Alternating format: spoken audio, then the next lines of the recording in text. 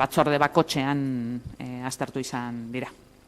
Beraz, bigarren punturaz pasatuko gara. Bigarrena, aurkeztutako alegazioaren ebazpena eta bidezkoa balitz gazte alokairua kudeatzeko udal ordenantza behin betiko onartzearen aldeko proposamena. Ogasun batzordearen irizpidea duena, 2018ko apirilaren 16koa. Idazkari jauna, mesedez? Bai, arratsaldeon. Oso labur, gazteen alokairu programaren kudeaketa arautzeko udal ordenantza 2018ko urtarrilaren 30ean onartu zuen behin-behingoz Durangoko udaleko osoko bilkurak. Jendaurreko epearen barruan gazteen alokairu programan parte hartu ahal izateko 30 urte gehieneko adinaren aldaketa eskatuz alegazio bat aurkeztu zen erregistroan. Udalak gazteak 18 eta 30 urte bitartekoak direla ulertuta, bizitza autonomoa hasteko dituzten arazoak antzeman ditu eta aukera bat egin du.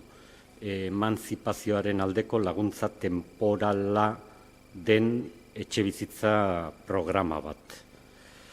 Erabaki hau administrazioaren zuzendaritza politikoaren erabakia da, ekintza diskrezionala eta ez arbitrarioa. Beste kontu bat da,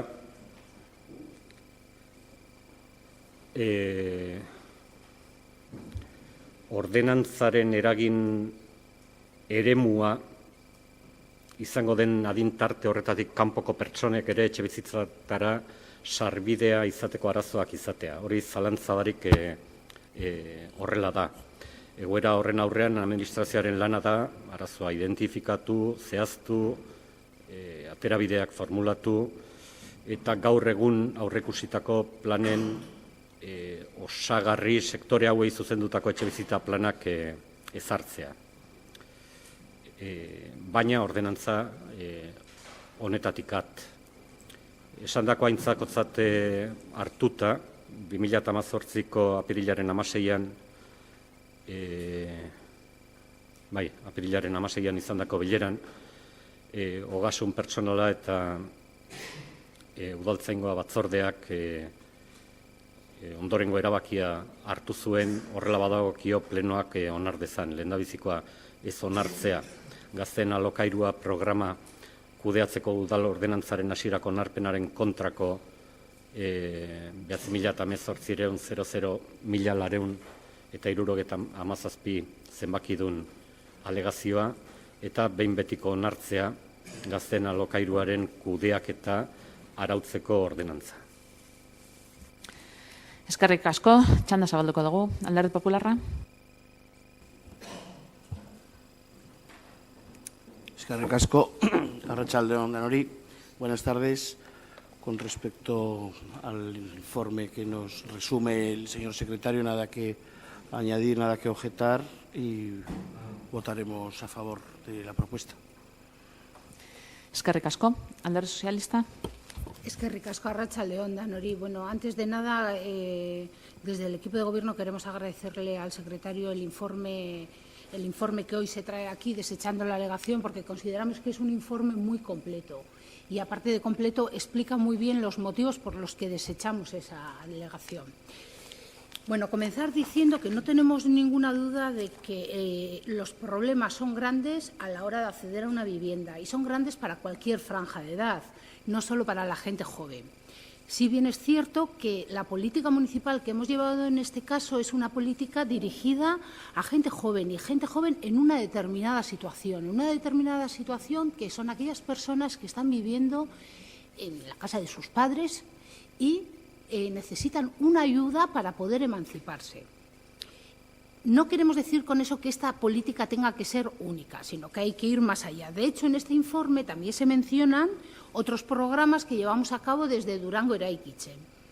También se mencionan aquellos que en estos momentos están llevándose desde el Gobierno vasco, como son las ayudas a la promoción de viviendas para el arrendamiento protegido, las ayudas para la promoción de alojamientos dotacionales, rehabilitación y puesta en marcha de arrendamiento de viviendas, el programa Bizigune, programa de intervención de vivienda vacía SAP, entre otras medidas. No voy a entrar en todas ni en las que en estos momentos estamos llevando a cabo, como por ejemplo es el estudio que estamos haciendo de viviendas vacías, pero sí quiero decir con esto que es una preocupación y un interés especial el que hay en poder impulsar, ¿no?, que el alquiler sea una opción real.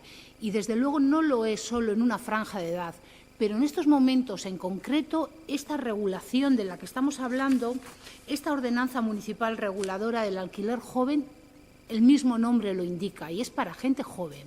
La alegación que nos han hecho pide que se modifique la edad máxima que tenemos establecida, que son 30 años, y no puede darse. O sea, no puede darse porque en esta política, como digo, está muy determinada. Y sintiéndolo mucho, pues tenemos que desechar la alegación. Que, insisto, hay otras políticas para poder intervenir. Eskerrik asko. Eskerrik asko zuri, herriaren eskubidea. Arratsaldeon. Bueno, con respecto a este tema, con esta alegación, desde este grupo municipal ya comentamos en su día que es necesario seguir trabajando en tener un parque amplio de viviendas públicas en alquiler. En este momento disponemos de 6, con posibilidad de otras 5. Este último mes se llevó a cabo la aprobación del convenio para la enajenación de las parcelas C3 y C4, un modelo, a nuestro parecer, desfasado y agotado, donde creemos que aprobar ese convenio pues, nos suponía el poder optar a más número de viviendas. En este caso, solo nos hemos hecho con otras 5 y hemos cobrado en metálico 930.000. De esta manera, es difícil tener un parque amplio de viviendas públicas. Creemos que es otra oportunidad perdida para poder tener un amplio parque de viviendas para ofertar al colectivo de jóvenes y ofertar a todos los colectivos, porque la vivienda sigue siendo un problema transversal para toda la ciudadanía. Eskerrik asko. Eskerrik asko zuri, EH Bildu. Bai, arratsaldeon danori. Bueno, guk EH Bildutik bai beti defendatu izen dugu, etxe bizitza politiketan lan egin behar dugula, gazteentzat bai, baina beste guztientzat be bai, ze kasu asko dauz hori. Banatuak dauzen familiak, familia monoparentalak, nagusiak eta jende asko dau etxe bizitza baten behar daukana. Eta uste dugu udal politikak are guztiei heldu berriak iezela. Arinauko plenoan, ja ez dakit Arinaukoan, oindala bi edo izen zen, Fauste Goienako etxe bizitza batzuk ziela eta guk ez gendun aldeko boska emon, ikusten gendulakoan etxe bizitzak gehiago jaso alko genduzela, Durangarrei eskaintzeko, baina kasu honetan erabaki zen 900.000 euro jasotzea. Baina hori ez da ja azken plenoetan pasatu den gauza bat, hori urteetan zehar osabe bai pasau izen jaku eta EH Bildutik beti defendatu izen dugu, alik eta etxe bizitzak gehien jasotea, gero herritarrei eskaintzeko. Ondo ikusi dugun moduan alegazio honetan, ikusten dugulako badauzela behar izan diferenteak. Kasu honetan, lehentasuna edo behintzet erabaki izan gazteentzat bideratzea hitz egiten gabizen etxe bizitza hauek, ordenantza handik doa, eta kasu honetan defendatuko dugu hori, baina gure eskaria da segidu behar dugula etxe bizitzak eskaintzen, alokairuzkoak kasu honetan, jendeak alokairuak gure dauelako eta behar dauelako, eta guztientzat lan egitea eskatzen dugu. Azkenean jende asko dauelako behar izan diferentekaz, eta gure erantzunkizuna da guztiei erantzutea, besterik ez. Eskerrik asko, EAJ. Bai, arrastion. Gu gobernu taldeak EAJak hain konkretuki esesko boska emango dutzugu alegazioari. Ulertzen dugu gazte hitzaren barnean, edade asko sar daitekezela, norberak norbere burua beti gazte sentituko dut lan izan behar delako. Baina kasu honetan, alokairu hauek gazte tartearen barnean, tarte zailtasun gehiago duen tarteari zuzenduta dago, gazteenei hain zuzen be, eta uste dugu, edade horietan zailtasunak handiagoak direla, noski denok behar dugu beharra edo denok dute beharra, beraz ez dugu esaten ez direla landu behar beste metodologia edo beste proposamen batzuk, baina kasu honetan eta ordenantza honekin gazteenei heldu nahi diegu eta uste dugu, alanekin behar dugula eta esesko boska emango dutzugu. Eskerrik asko. Eskerrik asko. Bigarren txanda, Alderdi Popularra.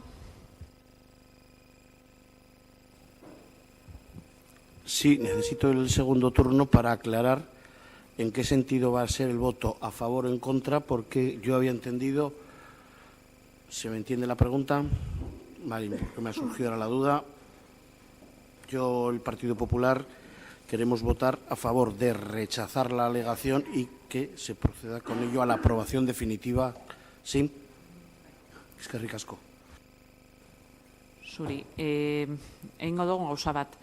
Buelta osoa amaituko dugu, eta gero eskatuko zeu hori argitzeko idazkari nagusiari. Bale? Ondo ikusten baduzu, txanda hor eskegita existe arren, bale? Barduan, txanda jarraituko dugu, eta gero idazkariak argituko dozku zein dan botoaren asuntoa. Alderdi Sozialista?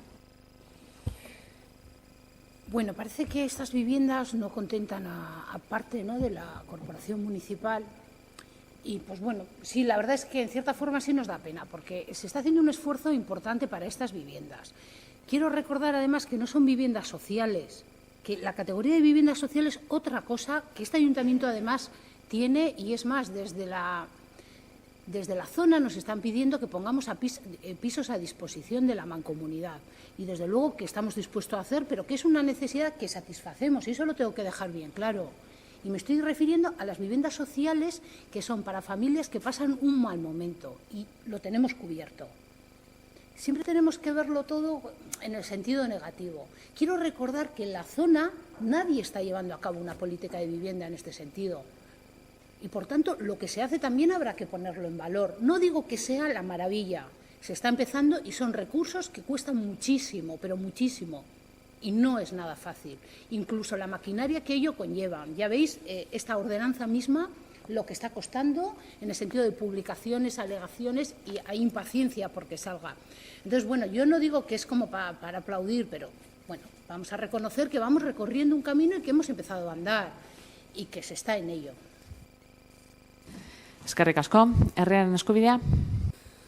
No, simplemente comentar que en la zona somos el pueblo más grande de la zona. O sea, no podemos pedir a Garay que haga una política de vivienda con 8 rascacielos cuando estamos poniendo 5. O sea, hablamos de grandes programas, pero son 5 viviendas. O sea, y bueno, hay una necesidad de vivienda global, y en la de juventud, si pretendemos que con 5 viviendas satisfacemos las necesidades, pues hay que ser críticos con lo que se está haciendo. ¿Estamos haciendo una apuesta por vivienda? Pues muy escasa, porque hemos tenido el mes pasado la posibilidad de incorporar más viviendas públicas y hemos incorporado solo 5 y hemos cobrado 1 millón de euros sin ningún destino, sin establecer para dónde va a ser o si se va a invertir en vivienda. Y hemos tenido una oportunidad perdida de invertir ese 1 millón de euros en más vivienda pública de alquiler, simplemente. O sea, es una forma diferente de gestionar. Eskerrik asko. Eskerrik asko zuri. EH Bildu? Eta gure aldetik gauzatze bat gehitzeko, alde batetik dauz etxe bizitza, alokairu sozialak, eta, han badauz behar izan batzuk bebai, baina beste kasu asko dauz, familia batzuk gurasoen etxean geratu behar diezela, edo gurasoen etxera bueltatu behar direzela, eurek igual ez da konsideratzen behar izan sozialak dekiesenik, baina ez tekia aukerarik euren bizitza egiteko, eta lehen igual euren bizitza egiteko aukera zaitukien, eta nik uste pertsona haiek bai eskubidea dekila etxe bizitza bat eukiteko, eta hori gure ideia pizkat handik zoien, ez beste inundik. Eskerrik asko. Txanda izteko, EAJ? Bai, sorilik argitzarren zentzundakoak entzunda gero, esan eginda €1.000.000 kobratu deguzala, €1.000.000 egunen batean kobratuko deguz, baina gaur egun oraindik ez deguz kobratu. Beraz, ez eguzu esan erabildezakula oraindik kobratu ez dugun dirurik. Eta ez dira 5 pisu soilik, badakizute gehiago direla, beraz, gauzak esaterako orduan esan ongi, esan hitzagun ongi eta ez diren bezala. Eskerrik asko. Eskerrik asko zuri.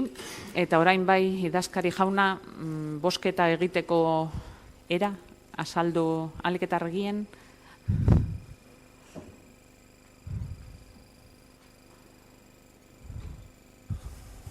Errexena irizpena hartzea da, irizpenean agertzen da, 4 puntu dira, baina importanteenak edo dira tartekatutako alegazioaren kontra egitea eta behin betikoz ordenantza onartzea. Hori da irizpenak esaten duena. Orduan errexena da, nire ustez, da irizpenaren alde edo irizpenaren kontra ala abstentzioa. Bai.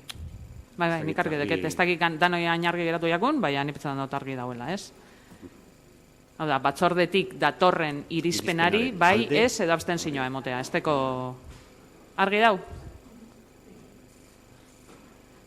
Eskerrik asko erantzutearen, ze handi zierren, ez tozte inok erantzunik emoten. Bai, argi dau? Bai, bale, oso ondo. Ba, boskatuko dugu, ondo orduan, ondo ikusten badozue. Bigarrena, aurkeztutako alegazioaren ebazpena eta bidezkoa balitz gaztea alokairuak kudeatzeko udal ordenantza behin betiko onartzearen aldeko proposamena. Ogasun batzordearen irizpena duena, 2018ko aprilaren 16koa. Alde? EAJ, Alderdi Sozialista eta Alderdi Popularra, parkatu eta EH Bildu. Bai, ez da. Vale. Kontra, abstentzioak, herriaren eskubide. Hirugarrena. Euskal Herria Bildu taldearen mozioa S5 peri trenbidearen lursailari buruzkoa. Sarrera registro honegaz 2018ko aprilaren 18koa. Aurrera, mesedez.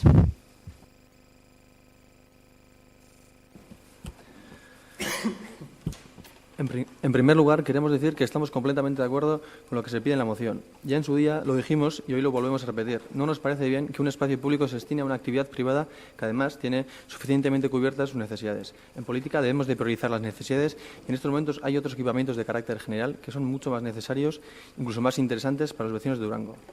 Ahora bien, dicho esto, creo que sería interesante que este debate se trasladara a la Comisión de Urbanismo y pudiéramos llegar entre todos y todas a un consenso.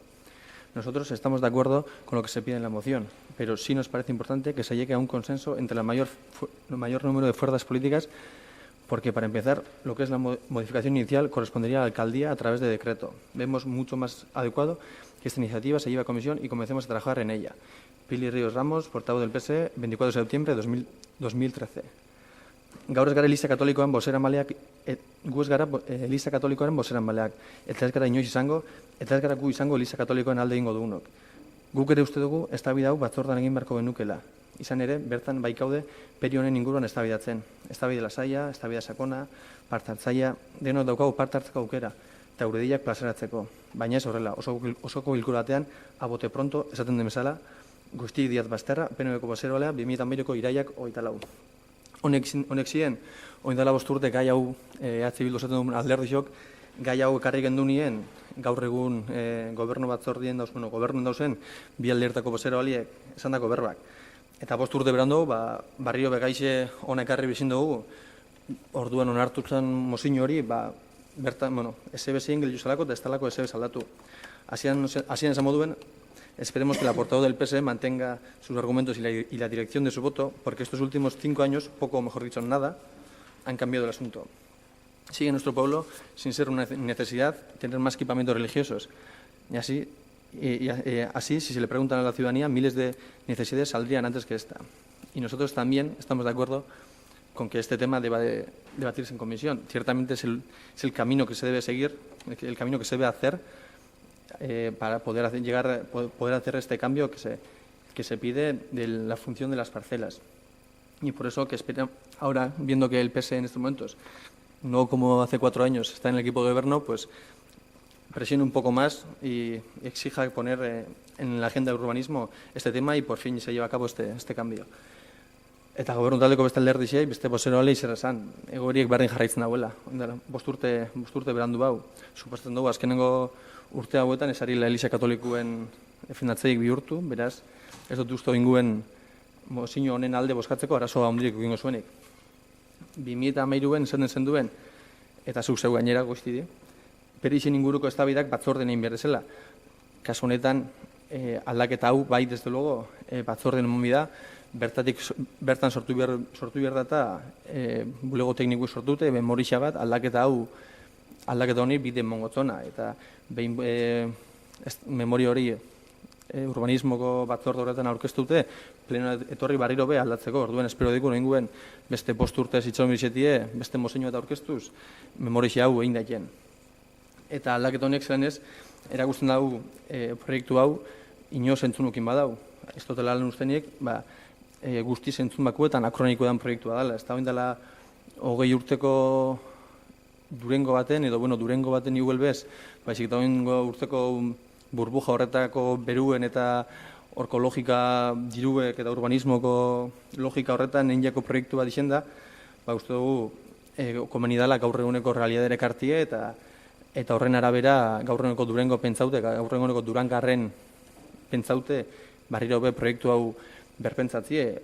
Harinakuen onartu zen funtzio aldaketa bierrezko zala argudiatuz, ez zegoela herritarren bierrezin nahi erantzuten, gaur egun, barriro dinot, ez da hau aldaketarik zentzu horretan, eta ikusten da, gaur egun ez dauela betetan partzela horrek, herritarrekin bierrezinak asetzen ez dauzela, eta horrekin batera, reflexio txiki bat komenik guztote ondo dauela momentu honetan etxe bai, eta partzela honetatik aratau bai, altzetik pixkate foku ez da, pixkat begirade pixkat altzetik, eta horko trenan lurperatziek libre itxi dauen eremu guzti horretan dauen eremu guri osuei behitzie komunidala. Oindala urte asko pentsau zen, bierrezko izela bost horre, bierrezko izela 554 utxe bizitza bertan egitea, baina gaur egun kostauko dago jentie, esatie hori benetan bierrezko dela.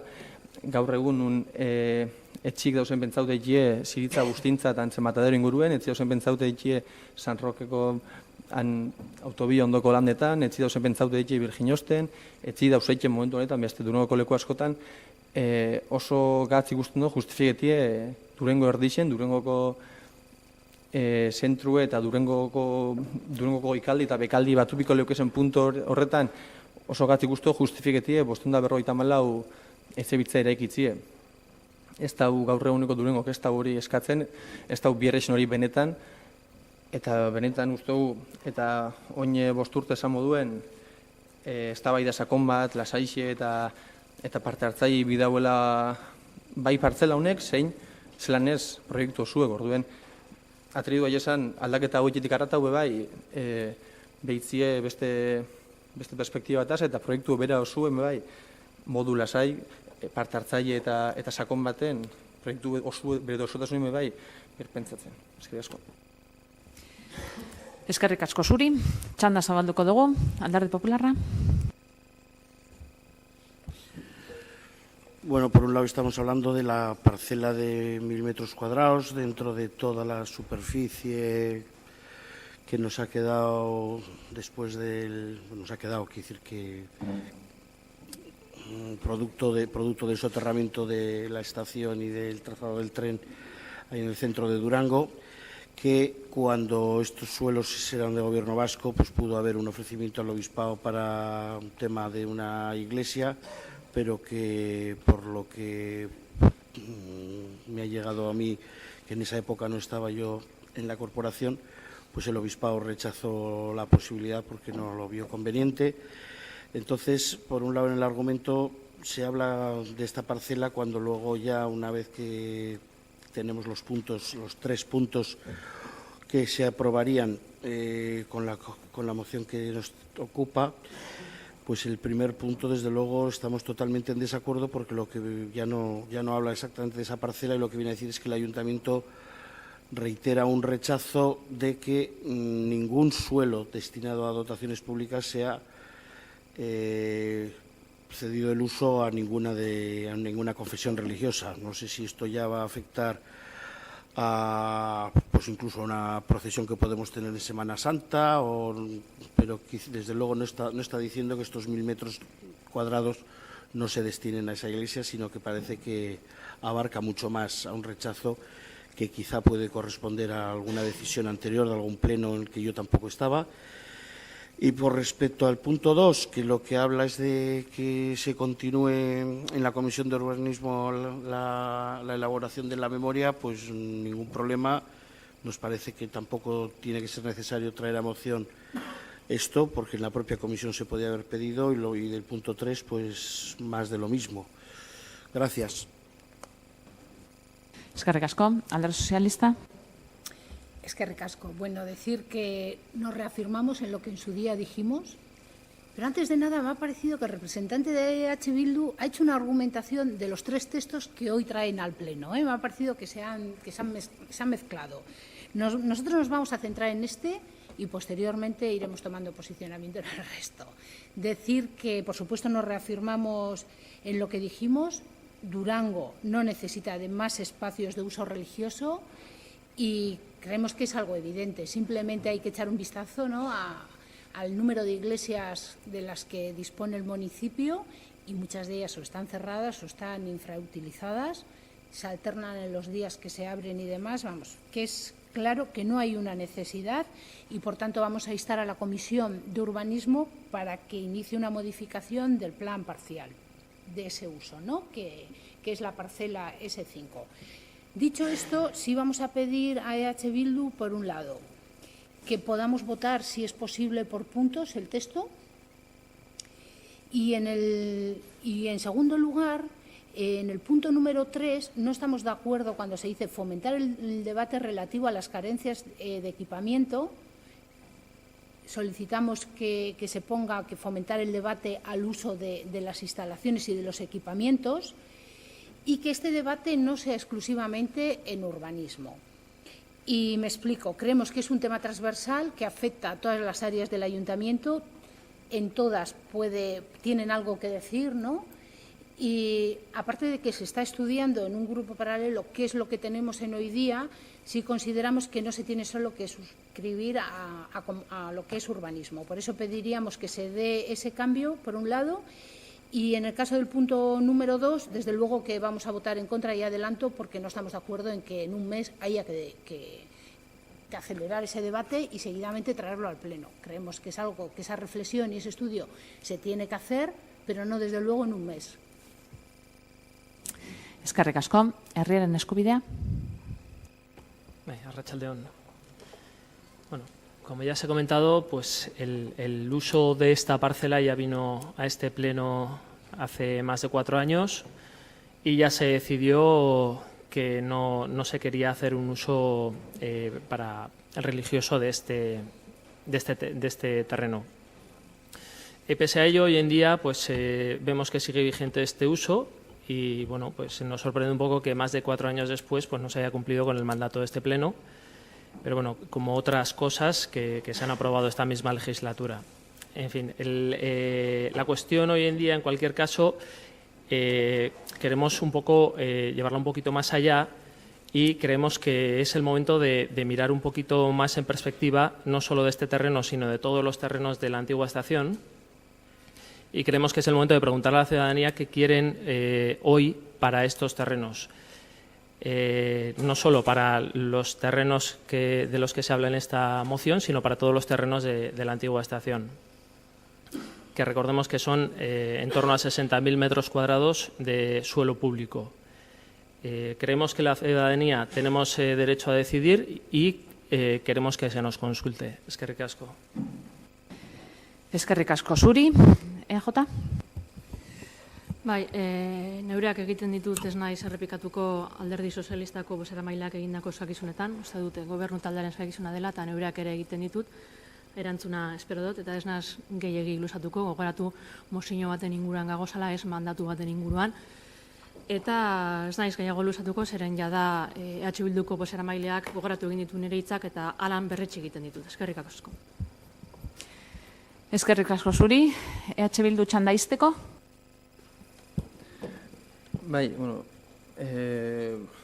batez bezatie, esaten dana gobernu talde izten da, bigarren puntue ikusten dela kontra botako abila, hilabetien ez daulako denpora ikiteko memorixa hori edo, bueno, hori beste funtzio bat edo apliketiena horretarako ez daula hilabeteko margenin ez daula denpora. Guk eskatzen dugune, bigarren puntu honetan ez da, ja, funtzio konkretu bat egostie hemendik hilabeterako horretan. Ekin eskatzen edak erabilera religioso horrenak entzie. Aukera egongo litzik aldatzi. Guk ez dugu esaten bigarren puntu honetan ze funtzio ipini, baizik eta ze funtzio kendu. Ez dugu da erabilera religioso buena kentzie eta beste erabilera batzuterako aukerak zabaltzie. Hori da eskatzen dena bigarren puntu horretan.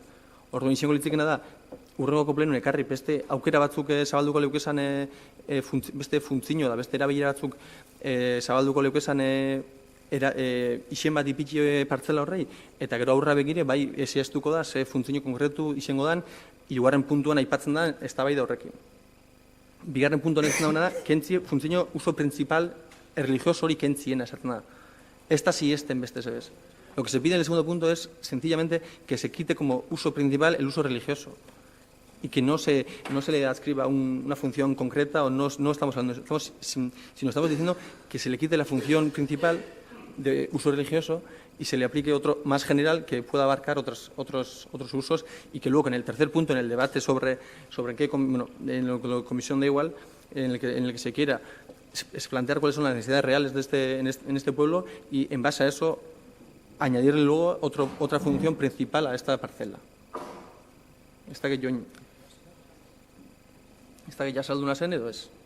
Orduen, zentzu horretan, alde badauz, gobernu taldi alde badau, uso principal religioso hori kentziena, bigarren puntu horrekin eleuko kimiko inungo arazorik horrenalde boskatzeko, eta hirugarren aldatzi gure bada, urbanismo honixin biharri, modu transversal baten emon behar bada eztabaidie, horretako esteko inungo arduraik, hori aldatzeko pres gauz. Baina, importantena, bigarren puntu hori onartzie, uso principal religioso hori kentzeko gaur eguneko partzela hori da eskatzen dena, bigarren puntu honetan. Eskerrik asko, bigarren txanda zabalduko dugu. Alderdi Popularra? Ez. Alderdi Sozialista? Sí. Eran varias peticiones. Por otro lado, sí solicitamos que se quite del texto, tanto en el 2 como en el 3, el relativo a las carencias de equipamiento, que aparece tanto en el párrafo 2 como el 3. Que nos gustaría que se nos respondiera. Eskerrik asko. Herriaren eskubidea. Bueno, ¿Bai? Sin más, es una moción de Bildu y ellos decidirán cómo quieren plantearla. A nosotros no nos estorba el tema de las carencias, sobre todo teniendo en cuenta las numerosas veces que en comisiones hemos tenido que decir a asociaciones deportivas o culturales que no hay locales para sucesión. Entonces, pues no nos estorba este punto. Pero bueno, sí reiterarnos en lo que hemos dicho, que creemos que esto es una pequeña parcela de los 60.000 metros cuadrados que abarcan este proyecto y que la ciudadanía tiene el derecho y debería ser consultada informada y consultada sobre cuál va a ser el proyecto que se propone y qué quiere para todo este proyecto y todos estos terrenos. Eskerrik asko. Eskerrik asko zuri. EJ? Bai, soilik eskatzeko EH Bilduko boseramailari argi desala, nik bai ez ulertu dut aldaketak onartzen da biesala, baina bueno, argitu desala. Eskerrik asko. Eskerrik asko zuri, bigarren txanda hau izteko, EH Bildu? Eskatzen dugune da, beste barik da, uso religioso hori kentzie eta uso principal religioso hori kentzie eta horre emotie herritarren biherrizena araberako funtzio bat emotiena. Hori da eskatzen dena. Hain modu simplien eskatzen da, carencias existentes, que responda a las carencias existentes en el pueblo. Hori da dana, eta hori uste aldatzeko, biherrizenik ez dagoela, orduen dauena bota digun eta norberak iziko dago zer boskatzen dagoen. Eskerrik asko. Barkatu, oin galduin naz, oin bai galduin nazela. Aldatzen la da, alazta aldatzen. Ez que nik jaztak izegabizen boskatzen. Ez, aldatu ez da jenda. Ez aldatzen.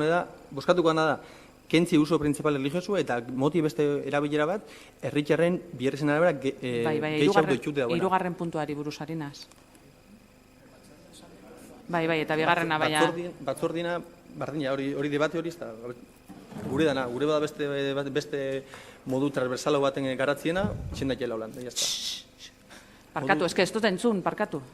Modu transversalo baten garatzie bada, txendakiela holan. A ber, ondo ulertu badot, eta ez dakit ondo ulertu duten, lehenengo puntua bere hartan mantentzen da, bigarrena baite be azalpen honegaz, baina dagoen moduan, okerrezpanago, eta hirugarrenean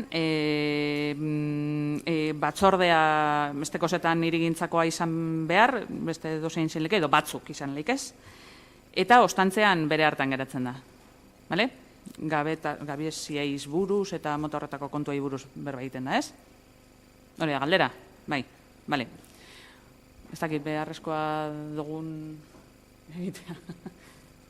Etenaldi bat beharrezkoa ikusten dugu? Bai. gure botoa eztabaidatu egin beharra dago. Así que 5 minutuko etenaldia. Eskerrik asko.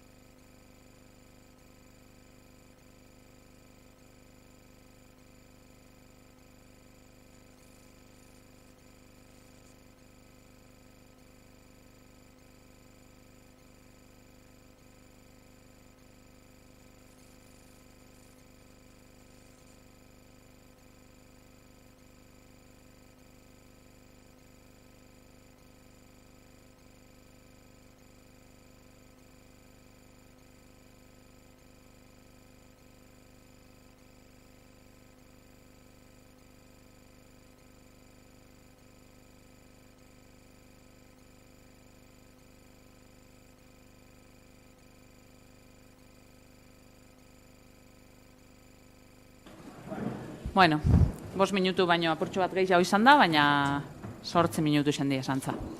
Beraz, barriro be ekin gotze gure plenoari. Okerrezpanago, tartetxo honetan, galdetu izan da barriro ia puntuka boskatzen da, bai eskoa emon da, beraz, puntuz puntu boskatuko dugu jatorrizko mozioa bere hartan eta hemen emandako interpretazioekaz. Beraz, izenburua irakurriko dut, 3. puntuan gagoz, Euskal Herria Bildu taldearen mozioa, S5 peri trenbidearen lursailari buruzkoa, sarrera registro honegaz, 2018ko apirilaren 18koa. 3 puntu daukoz, beraz banan-banan, lehenengo puntua, alde, herriaren eskubidea, EAJ, Alderdi Sozialista eta EH Bildu, kontra, Alderdi Popularra. 2. puntua, alde, herriaren eskubidea eta EH Bildu, kontra, EAJ eta Alderdi Sozialista, abstentzioa, Alderdi Popularra. 3. puntua, alde, herriaren eskubidea eta EH Bildu, kontra, EAJ eta Alderdi Sozialista, abstentzioa, Alderdi Popularra. 4. Euskal Herria Bildu taldearen mozioa, Madalenako ermitari buruzkoa, sarrera registro honegaz, 2018ko apirilaren 18koa. Aurrera, mesedez. Bai, arratsaldeon, ekipamento erlijiosoekin jarraituko dugu, eta kasu honetan ekartzen dugu Madalenako Eliza, Madalenako ermita. Madalenako ermita da leku oso berezi bat, auzoarentzat, nortasuna edo identitatea ematen diona, eta justu ingudu horretan, ingudu berezi bat badao. Seguramente behar du zaintza gehiago, baina bada leku bat, oso berezia, ospetsua, eta osoari, eta Durango osoari nortasuna ematen diona.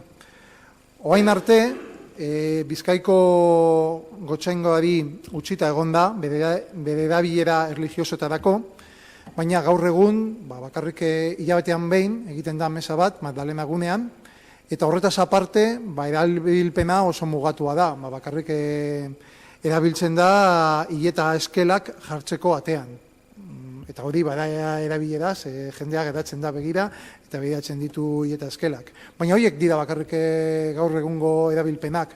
Mesa bat, urtean behin, eta hileta eskelak iragartzeko. Beraz, gainerako egunetan, ermita itxita egoten da, eta guk hemen, gaur egun ekarri duguna, da eskaera hau da, egungo erabilera erlijioso urriak mantenduz, hau da Madalenako mesa gehi hileta eskelak jartzea dena, eraikina beste erabilera zibil batzuetarako ere baliatuko daitekeela pentsatzen dugu. Hau da, horretaz aparte, erabilpen erlijioso horretaz aparte, erabilera zibilak posibleak egitea gainerako egunetan. Horrek, gure ustez, auzoari bizitza emango lioke, eta inguru horri, oso bereziaren inguru horri, bebai, seguramente, horretaz aparte, inguruak berak egokitu beharra dauka. Dago pizka bat utxita, eta oso ingurune berezi bat da, baina beharko luke beste buelta bat, eta beste obra batzuk, edo hori atontzea behintzat. Baina, gaur egun hemen ekartzen duguna da, ermita horren erabilera zibila dena. Beraz, puntoak honako hauek dira. Lehenengoa, Madalenako ermitari erabilera zibila ematea udal eraikin gisa. Bigarrena, egungo erabilera erlijiosoak errespetatu egingo dira, bere horretan dirauten bitartean, hau da, Madalena guneko mesa eta hileta eskelen iragarki taula gisa. Hirugarrena, erabakiaren berri emango zaio Bizkaiko Gotzaingoari, eta laugarrena, Euskara, Kultura eta Hezkuntza Batzordeak prozesu parte hartzaile bat jarriko du martxan, eraikinari eman ahal zaizkion erabilen gaineko iradokizunak jasotzeko. Eskerrik asko. Eskerrik asko, txanda zabalduko dugu, Alderdi Popularra. Algún matiz. Consideramos que no es ajustado totalmente a la realidad. Exactamente no es solo una misa el Día de la Magdalena. Sí es cierto que no tiene una actividad cotidiana ni semanal ni con otras periodicidades. Tiene, creo que, algunas misas más de las que se han mencionado. Y supongo que cualquier modificación con respecto a lo que hasta ahora se viene utilizando, pues va a poder suponer, por un lado, un beneficio para la ciudadanía, un espacio más, pero que por otro lado también conlleva, pues o bien la necesidad de una limpieza con más frecuencia, me imagino que un gasto que aumenta en calefacciones e iluminaciones, no sé si algún tema de personal, no sé si de emisión de llaves, bueno, algo que no se ha tenido en cuenta quizá cuando hemos preparado enmiendas para los anteriores presupuestos, pero por otro lado hay un sentido con el que estamos totalmente de acuerdo. Gracias. Eskerrik asko zuri, Alderdi Sozialista. Sí, decir que a día de hoy no le vemos ningún sentido, ¿no?, que el obispado tenga un derecho en exclusiva de uso. Y, por supuesto, que se podría utilizar para otro tipo de usos este edificio, como pueden ser en un momento dado despedidas civiles y demás. Ahora, también es verdad que habría que hacerlo compatible, es decir, buscar la forma, ¿no?, de tapar determinados elementos religiosos con pantallas. Bueno, creo que formas puede haber diferentes. En cualquier caso, lo que queremos decir es que este tema merece un debate sosegado y un estudio previo de necesidades en un momento dado y coste económico. Y a la vez nos gustaría, pues bueno, que compaginarlo, pues bueno, con el estado actual de los edificios que tenemos y las demandas que hay. Decir que vamos a presentar un texto alternativo que va en ese sentido. Eskerrik asko, herriaren eskubidea. Bai, arratsaldeon. Bueno, proposamen interesgarria dela uste dugu. Ados gaude proposatzen diren erabilera desberdinak martxan jartzeko, baita batzordetatik zabaldu ahal diren prozesu parte hartzaileetan. También recordar, ya que estamos, que es una de las pocas zonas de esparcimiento con bancos y sombra, muy demandada por personas mayores, y el suelo no es que esté en las mejores condiciones. Y aprovechamos esta moción para hablar de la ermita de Madalena por dentro y por fuera. Eskerrik asko. Eskerrik asko zuri, EAJ. Bai, bueno, esan eginda, guk mozio alternatiba bat daukagu, eta alan irakurri egingo du zuzenean.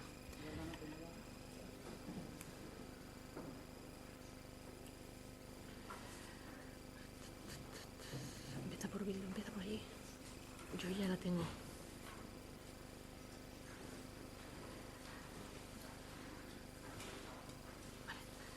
Durangoko udalak hainbat azpiegitura ditu interes orokorrera bideratuta. Hain zuzen ere, helburu anitzak betetzeko jarri izan ditu azpiegitura horiek herritarren mesedetan. Besteak beste, kultur xedeari begira, Bizenta Mogel Biblioteka, Etxesarreta Jauregia, San Agustin Kulturgunea, Gurutziaga Museoa, Bartolome Ertzila, Euskaltegia, Kirol xedeari begira, Landako bat kiroldegia, Landako bi kiroldegia, Tabira, eta bestelakoak, Pinondo Etxea, Andragunea. Azpiegitura horietan ematen diren zerbitzuen funtzionamendu egokia bermatzeko, ekitaldi ekonomiko bakoitzan partida batzuk ahalbidetu egiten dira azpiegitura bakoitzaren helburuak bete ahal izateko. Beti ere, kontrol ekonomiko finantzario zorrotzari jarraituta. Era berean, azpiegiturarekiko bakoitzean zehar adinako inbertsioak burutzen dira, horren beharra dagoenean berauetariko bakoitzaren mantenu egokia bermatzeko. Egungo arau esparruak tokiko administrazioei ezarri digu tokiko baliabide publikoen erabilerarik zorrotzena egitea, bai eta finantza jasangarritasun orokorra zein zerbitzu bakoitzekoa ere. Horretara, tokiko administrazioaren antolaketa eta funtzionamenduaren arlo batzuk egokitu beharra dago, eta era berean kontrol ekonomiko finantziarioa hobetzea. Ondorioz, zerbitzu berriak abian jartzea edota azpiegiturak beste erabateko erabilerak barnebiltzeko erabiltzeak derrigorrean eskatzen du horren guztiaren azterketa zorrotza eta zehatza. Horrexegatik guztiagatik, Durangoko udaleko osoko bilkurak Madalenako baselizari dagokionez ondokoa adostu du. Bat, Madalenako baselizak gaur egun arte izan ez dituen erabilerak barnebiltzeko aukeraren azterketa dagokion batzordeari luzatzea. era berezian gai ekonomiko finantzarioei azterketa zehatza eginez. 2. Datu objektiboekin kontsulta egitea Madalenako auzotarrei hain zuzen ere erabilera horiek egokiak diren edo ez galdetuz. Eskerrik asko. Eskerrik asko zuri, txanda izteko EH Bildu. Bai, bueno, gauza batzuk esan dira honen gainean. Las noticias que nosotros teníamos y creemos que de buena fuente es que solo se hacía esa misa, pero en cualquier caso no tenemos problemas, además, igual que se respeta la misa de Magdalena, si hubiese algún evento religioso más que se pudiera hacer del uso compatible. Lo que no entendemos normal ni coherente es que se mantenga cerrada para hacer 1 o 2 misas al año. Los usos se pueden hacer compatibles. Los gastos, claro que suponen unos gastos en función de lo que se vaya a hacer. Lo que se vaya a hacer, pues es lo que recogemos en el punto 4, de que se trate en comisión, se trabaje en comisión, mediante un proceso participativo en el que participe la gente del barrio y con una valoración económica, y en función de eso se podrá ver qué uso se le da o no. Hay algunos que llevan más gastos y otros que no. Las despedidas civiles, por ejemplo, pues puede ser una buena opción. El suelo de fuera, efectivamente, lo decimos en la moción también, el entorno es un entorno bastante emblemático, es un entorno bastante bonito y tranquilo, pero también necesita un arreglo, y es otra de las cosas que había que aprovechar con eso, porque efectivamente pues, es un entorno con árboles, con bancos y alquitranado. Eta bueno, ez dugu oso ondo ulertzen ordezko mozioa, guk normalean ideiak ekartzen ditugu ona, eta gero beti agertzen da hor madeatzeko edo mozio alternatibo bat. Mozio alternatibo honetan, esaten dena da, eraikin publiko batzuk badaudela, batzuk aipatzen dira, badaoz beste batzuk, itxita daudenak, edo jausten, eta hemen ez dira agertzen, horiek kontutan hartu behar dira. Eta hemen, ondo gogatzen badut, hemen onartu zen gainera bere momentuan, edo guk behintzak aurkeztu genuen, proposamen bat, eraikin publikoen gaineko azterketa bat egiteko, eta erabilera publikoa eta erabileraren gaineko azterketa bat egiteko, eta hori egongo da balako zulo beltz horretan. Non mozio guztiak edo hemen onartzen diren proposamen asko geratzen diren. Beraz, hemen mozio alternatiba horretan jasotzen diren 2 puntu horiek, bai, azterketa egin behar dela, jakina, bai, prozeso parte hartzaile bat egin behar dela, jakina, hori da, justamente, laugarren puntuan esaten duguna, baina laugarren puntu horretara heltzeko erabaki bat hartu behar da, eta hau da, esan behar da, hemendik aurrera, erabilia zibila eukiko du ermita horrek, Magdalenako ermitak eukiko du erabilia zibil bat, eta hori, jakinaraziko diogu, Bizkaiko gotzaingoari. Hori esan da, zabaltzen da prozesua, horren gainean azterketa ekonomiko bat eta prozesu parte hartzaile bat egiteko. Eta hori da, mozioan dagoena. Bestea, prozesu bat egitea erabaki hartu barik, beste okazentxo handirik, eta gainera da jasota gude mozioan. Beraz, hemen mozio horretan esaten dana, dago gude mozioan, eta ez okazentxo handirik mozio alternatibo honek madeatzeko espada. Beraz, mantetzen dugu, nola ez? Eskerrik asko. Eskerrik asko zuri, bigarren txanda sartuko gara, Alderdi Popularra ez, Alderdi Sozialista, bai, ez? Está derrigorrezko, No, simplemente decir que, desde luego, que no hacemos una propuesta con ninguna intención de marear, sino simplemente es nuestra propuesta, que no les guste es otro tema, bueno. Eskerrik asko, herriaren eskubidea, ez, EAJ? Bai, soilik gogoratzearren hemen denok daukagula eskubidea bai mozioak aurkezteko eta bai mozio alternatibok aurkezteko danok edozein momentutan egin izan dugun bezala. Batzuak lehenago, beste batzuek beranduago. Hori beste gauza bada, zuen gustokoa ez izatea, nik ulertzen dut ez izatea zuen gustokoa. Batzuek ohitura daukate original bat dagoenean, beti originalari boska emateko ikusiko dugu hori holan beti betetzen dan edo ez, baina guk ez bagaukogu adostasuna originalaren inguruan mozio alternatiboa aurkeztu dugu, beti egin dugu eta egiten jarraituko dugu aurreratzen dizuet. Beraz, gustokoa ez baduzue sentitzen dut, baina hemen demokraziaren arauak bardinak guztiontzat. Eskerrik asko. Eskerrik asko zuri, txanda izteko EH Bildu.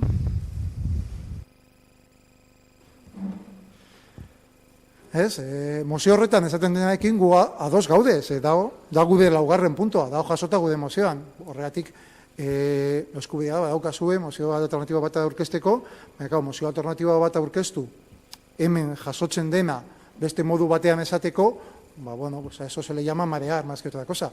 Pero bueno, también tenéis derecho a marear, pero lo que dice la moción es claramente que se decide el uso civil, que sea compatible con los usos religiosos, se le da cuenta de ello al Obispado de Vizcaya y se abre un proceso participativo para determinar los usos y hacer la valoración de los usos en una comisión. Es un proceso sencillo y lo que aparece en la moción alternativa pues no viene a ser nada más que el cuarto punto dicho de otra forma.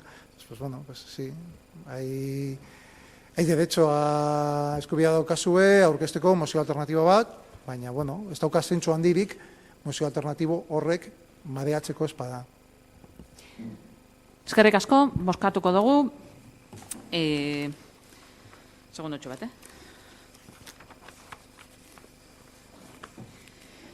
Laugarren puntuan gagoz, eta Euskal Herria Bildu taldearen mozioa, Madalenako ermitari buruzkoa. Sarrera registro honegaz, 2018ko aprilaren 18koa.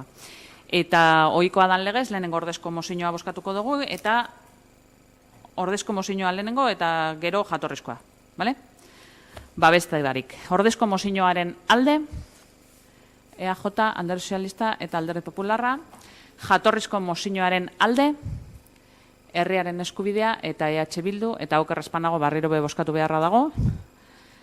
Ordezko mozioaren alde, EAJ, Alderdi Sozialista eta Alderdi Popularra, jatorrizko mozioaren alde, herriaren eskubidea eta EH Bildu.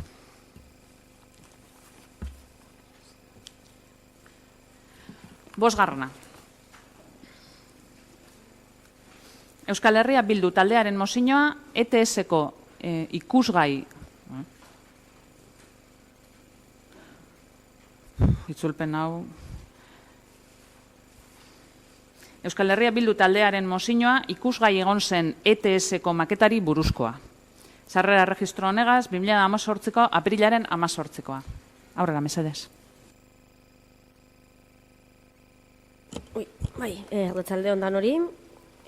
Bueno, pizkatzu bat, kontetako segaitik jartzen dugun mozio hau ona, bueno, pasetan jaku maketa hau hemen egon zan, Durangon temporada batean, beste leku batzutan bebai egon zan, mundutik bebai erakutsi zan, baina adibidez, nik maketa hau ez sekule bez ikusi. Nire moduan usteot jente asko dagoela, eta de hecho eske galdetzen badugu zema jentek ez dauen ikusi, seguramente hemen esku asko altzauko zien. Baina, bueno, ikusten dugu eskubidea bat dala maketa hau ikustea, ze benetan han egongo edan proiektuaren islada da, naiz eta gauzatxore bat aldatu egiten dela, eta kasu honetan aldatzen da naizengo zan ETS-ek esan dauela bere bulegoak edo bere eraikin printzipala ez dauela Durangon ipiniko, hori izango da aldaketarik nagusiena, baina bestela ez da aldatu. Eta gaia, bueno, gu hileak gabiz honi bueltak emoten, eta ibili ginen ETS-aren atzeti, ETS-eko komunikazioko arduraduna gazitze egiten, eta bastante mareatu oskuen, gure helburua zan gu joatea maketa hori ikustera, baina esan egon aukerarik, eta erabaki genduen idatziz galdera batzuk egitea, eta sinplak ziren galderak, baina non dago maketa hori? Maketa Lutzana Erandioko Euskotrenen tailer eta garajeko biltegietan dago. Ze egoeratan dago, katalogaziotik kanpo eta mantentzen lanik gabe. Ikusterik badago maketa? Ez. Publikoaren eskura? Ez.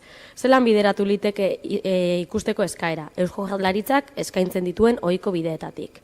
Sailburuak aukerarik ikusten du maketa hori Durangon erakusteko berriro, maketa hau, jendardean egon zen, ETS-eko erreta bulegoan, bebai egon zen, 2009 arte, eta hasierako proiektuak aldaketa batzu jasan zituen, eta hildo honetan ez daukagu gaur egun beste erakusketa publikorik egiteko aurreikuspenik. Eta hau sinatzen dau Arantza Tapia Otaegi, Ekonomia eta Garapen azpiegituretako sailburuak. Eta, ikusita nahiko zaila dauela maketa hau guk zuzenean ikustea, esan gendu, aukera ona da Durangon maketa hau berriro erakusteko, eta goazen udal moduan eskaera egitera. Ni jende asko komentatu dut gai hau, jende askok galdetzen dau, azkenean, azken urteetan gai oso potolo bada, azken hileetan gai oso potolo bada, ze azkenien Durangoren etorkizuna baldintzatuko dau, eta zoritzarrez jenteak uste dau, han berdegune bat doala. Eta uste dau ja, ez doazela, han, hori, bostorde eta etxe bizitza pilo bat. Eta gero gainera, ari gehitu berdiako mugikortasunaren aldetik, zelako errepideak egin berdiezen, bueno, azken finean, ez dala jendeak uste eta gure koza buena, dala benetako Central Park bat eukitea Durangon. Eta gu gure dugune da, jendea, enteratzea, benetan, han joango dana. Eta, bueno, guzti hori, bultzatzeko edo jendeak eskubide hori eukiteko, erabaki dugu, udal moduan maketa hori eskatzea eta maketa hori Durangora ekartzea beste behin be. Eta eskatzen dana oso simplea da. Eusko Jaurlaritzari eskatzen diogu, berriz ere, maketa herriarentzat ikusgai ipintea. Horretarako eskaera bat bideratuko da ohiko bideetatik. Eta hori da eskatzen dana, besterik ez. Eskerrik asko, txanda zabalduko dugu. Alderdi Popularra? Parkatu segundotxo bat. Teknikariak esan dozte da astu indiate bueltagaren eten alditik parkatu. Etxakule entzuten. Orduen mesedez, mikrofonoa isotzen dozuen momentuen urreratzeko, bestela ez da etxaku entzuten, edo oso baju entzuten jaku. Beraz, mesedez, albado zue momentu horretan urreratu. Eskerrik asko, parkatu,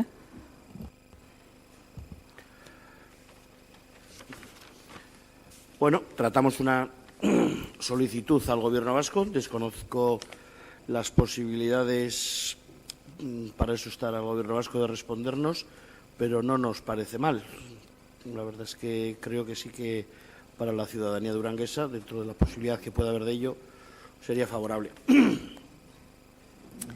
Eskerrik asko, Alderdi Sozialista. Eskerrik asko. Bueno, coincidimos con parte de lo que se dice en el texto. Creemos que con este proyecto hay mucha confusión de lo que se va a llevar a cabo en esos terrenos y por eso, y aparte de eso, sabemos que es un proyecto que a día de hoy es obsoleto porque responde a otra realidad, a la realidad que en aquel momento se daba. Dicho esto, bien sabe el partido que propone este texto que en el Parlamento, y creo que de hecho lo ha dicho la representante, se han hecho repetidas preguntas a la consejera de Desarrollo Económico y Competitividad, Arantxa Tapia, respecto a este proyecto. Y lo que se nos ha trasladado es que ha dejado claro que esta maqueta está descatalogada y es obsoleta. Esto es, desde luego, lo que nos han transmitido, nos lo han dicho bien claro y, comprendemos que tiene que ser así porque estamos hablando de un proyecto de 2005. Sí, lo que sí proponemos a EH Bildu es que en el texto se diga lo siguiente y es solicitar al Gobierno vasco que informe a la ciudadanía sobre las previsiones, planes y proyectos que tiene a día de hoy para el PERI del ferrocarril. Nos parece que se acerca un poco más a la realidad y, desde luego, que es más factible, insisto, proyectos, planes y previsiones que a día de hoy se tiene referente a los terrenos del PERI ferrocarril. Y más sabiendo que esta maqueta está descatalogada e, insisto, no responde a la realidad. Sí es cierto que desde el equipo de Gobierno hemos tenido conversaciones con la Consejería y estamos pendientes de realizar diferentes reuniones para tratar estos temas. Pero comprendemos que la ciudadanía tiene derecho a saber qué es a día de hoy lo que el Gobierno vasco tiene pensado llevar a cabo. Eskerrik asko, herriaren eskubidea. Sí, nosotros creemos que hay que ir un poquito más allá incluso. Como se ha dicho, es un proyecto del que han pasado más de 10 años desde su aprobación inicial, pero que este equipo de Gobierno ha aprobado definitivamente el pasado febrero. Entonces, sí, es un proyecto desfasado que se ha aprobado el pasado febrero. Entonces, no entendemos la lógica de aprobar un proyecto desfasado. Un proyecto urbanístico basado en el modelo de la burbuja inmobiliaria, es decir, más cemento y más ladrillo. Y además esto se ha hecho sin la más mínima información a la ciudadanía, sin ninguna participación de durangueses y duranguesas y sin preguntarles cuáles son las necesidades del Durango de hoy o qué quieren para esos terrenos. Creemos que hay que sacar a la calle el debate e informar de cuál es el proyecto que han aprobado, recordemos, el pasado febrero. ¿Qué cambios hay respecto al proyecto inicial? ¿Qué va a pasar con el edificio de la sede de Euskotren que no se ha construido? ¿Y qué va a pasar con la entrada a la estación que estaba planteada a través de este edificio? ¿O qué va a pasar con unos 5.000 metros cuadrados de centro comercial que han corrido la misma suerte? Creemos que tienen que explicar a la ciudadanía cuál es la situación de todos los terrenos. ¿Cuánto va a costar la operación? Sobre todo creemos que han de preguntar a la ciudadanía qué quiere la ciudadanía para estos terrenos. Hay que consultarles, consúltenles. Creemos que hay que abrir foros de participación donde los durangueses y las duranguesas decidan sobre el uso, recordemos, en torno a 60.000 metros cuadrados de suelo público en el centro de Durango, la mayor operación urbanística, pues probablemente de los últimos 100, 200 años, tranquilamente. Creemos que hay que salir a la calle, que hay que preguntar qué opina la gente sobre esto. Tienen que estar informados y tenemos que saber qué opina la ciudadanía, qué quiere, qué se necesita en Durango. Han de explicar, este equipo de gobierno creemos que ha de salir a la calle y ha de explicar a la ciudadanía, a la gente de la calle, cuál es su proyecto para estos 60.000 metros cuadrados, que han aprobado el pasado febrero. Si es realmente el proyecto obsoleto que dicen, si hay cambios, qué cambios hay, qué negociaciones han tenido con Euskotren Bidesarea, qué dice el convenio que han firmado o cuánto nos va a costar. Por ello, queremos proponer que se añada un segundo punto a esta moción, que diría lo siguiente.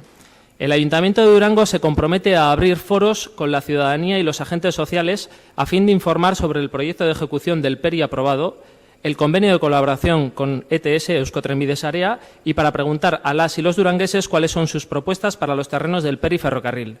Al final de este proceso se realizará una consulta popular para decidir los usos de estos terrenos. Eskerrik asko. Eskerrik asko zuri. EAJ. Sí, buenas tardes a todos y a todas. Lo primero, bueno, hacer mías también las palabras de la portavoz del Partido Socialista y, bueno, pues incidir también que es importante que el Gobierno vasco, sobre todo, nos enseñe qué es lo que tiene proyectado a día de hoy o para el futuro en ese PERI y no eso que ya se ha quedado obsoleto. Entonces, insistir en las palabras que hemos dicho y nos digan, por favor, qué opinan de lo que les hemos propuesto. Y luego, en segundo lugar, y por contestar un poquito al portavoz de Herriaren Eskubidea, dice que debemos de ir a explicar a la ciudadanía qué es lo que hemos aprobado, qué planes hemos aprobado. Bueno, yo le invito a que se siente con la ciudadanía cuando vayamos a hacerlo, porque está claro, evidentemente, si uno no va a la Comisión de Urbanismo, yo puedo entender que no se adquieran conocimientos de urbanismo, pero bueno, puede uno formarse en ello yendo también a la Comisión y, desde luego, no se ha aprobado ningún plan definitivo el otro día. Una cosa es un convenio urbanístico y otra cosa es el plan del PERI. Entonces, bueno, puestos a hablar, no digamos mentiras, digamos verdades, y si no entendemos del tema, pues a lo mejor no decir nada y así no metemos la pata. Bukatzeko, gogoratu EH Bilduri esan, gure aldaketak edo gure proposamenak onartzen dago esan, seguretzako bai da garrantzitsua, ez ekarri dezagutela egiteko pentsatu zena eta egingo ez dena, baizik eta zer daukaten buruan egiteko etorkizunerako. Eskerrik asko. Eskerrik asko zuri, txanda izteko EH Bildu.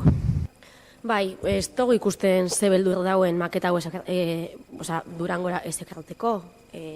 Bueno, gazteleraz irakurriko dut, si es que no se me ha entendido algo. ¿Dónde se encuentra esta maqueta? O sea, que yo sepa, sigue. La maqueta se encuentra en los almacenes y talleres, o sea, de los talleres y cocheras de Euskotren de Luchana Erandio. ¿En qué estado? Está descatalogada y sin mantenimiento. Descatalogada, no obsoleta. Bueno, ¿ve la consejera alguna opción de mostrar de nuevo la maqueta? Ya estuvo expuesta, En este sentido, no tenemos a día de hoy previsión alguna de llevar a cabo una nueva exposición pública. No tenemos intención. ¿Es posible? Sí. Entonces, aquí lo que decimos es que esta maqueta está descatalogada y no obsoleta, que lo que está obsoleta es el proyecto. Que nos guste o no, es lo que está aprobado a día de hoy. Una cosa más, que llevamos años pidiendo ¿qué miedo hay? Que de veces hemos dicho, bueno, pues si hace falta cambiar el proyecto, lo hacemos con el plan general, que se supone que lo estamos trabajando ahora. Jendeak eskubidea deko jakiteko benetan han zer egingo dan, eta ondo esan da, otsailean aprobatu zen repartzelazioa, hemen Durangon eta ez Eusko Jaurlaritzan. Azken finean zeri dekotzegu beldurra, a qué le tememos? Vamos a pedir esta maqueta, se limpia, se le quita el polvo, no sé de qué manera estará, no nos la han dejado ver, o sea, por mucho que lo hayamos intentado, pero aquí pone que está descatalogada, no, está obsoleta. O sea, que se puede pedir una exposición, que venga esto, se pone la maqueta en condiciones y lo que está aprobado, quitando dos cosas, y una de ellas es el edificio de TS y posiblemente la siguiente, ojalá sea lo de la parcela de la iglesia, pero hasta ahí.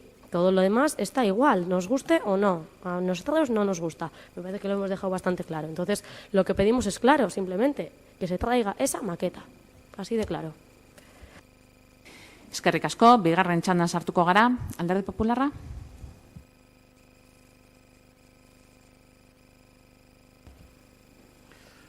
Recuerdo que en la primera intervención he manifestado una postura favorable a la moción como venía presentada, con la duda de cómo cabía la posibilidad o no de que el Gobierno vasco pudiera atender a la petición.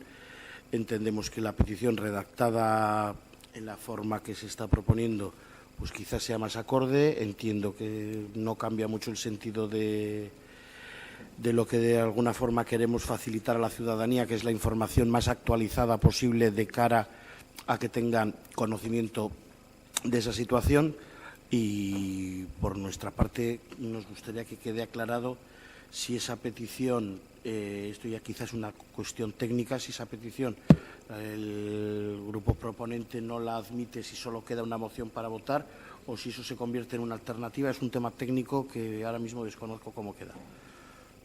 Gracias.